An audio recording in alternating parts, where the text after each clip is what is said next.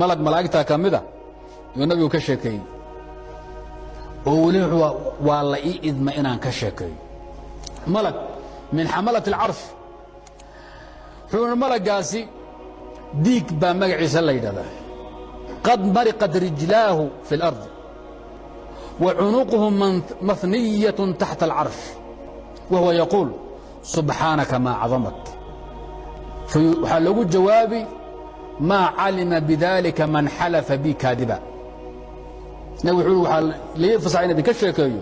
ملك من ملائكه الا ملائكه عرش الهي حنبارسن كميدا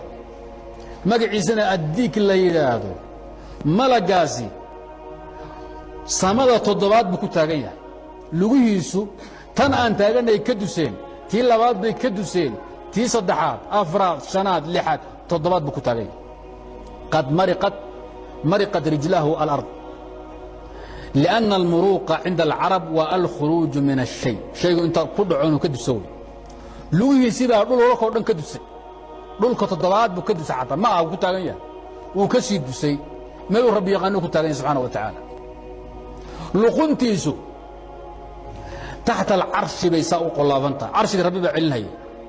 وفوررا لقنتيسو مركز استوسين لها عرشها مدح كدفني ساسو فوررا wuxuuna ku taagan yahay meel ka baxsan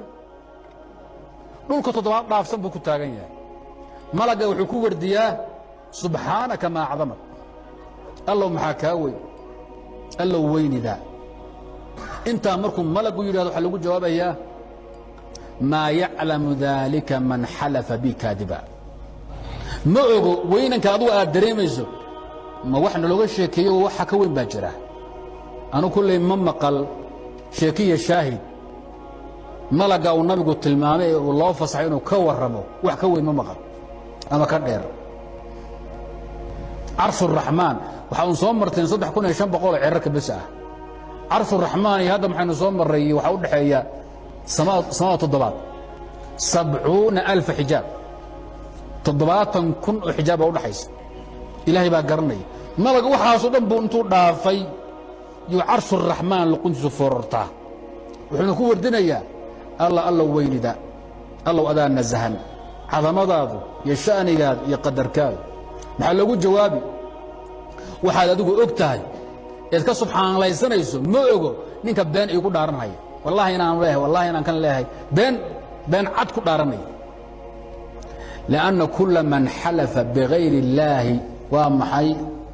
ugu dhaarta dhulmi iyo qahar waxay ka turjumaysaa an jahli billahi subhanahu wa ta'ala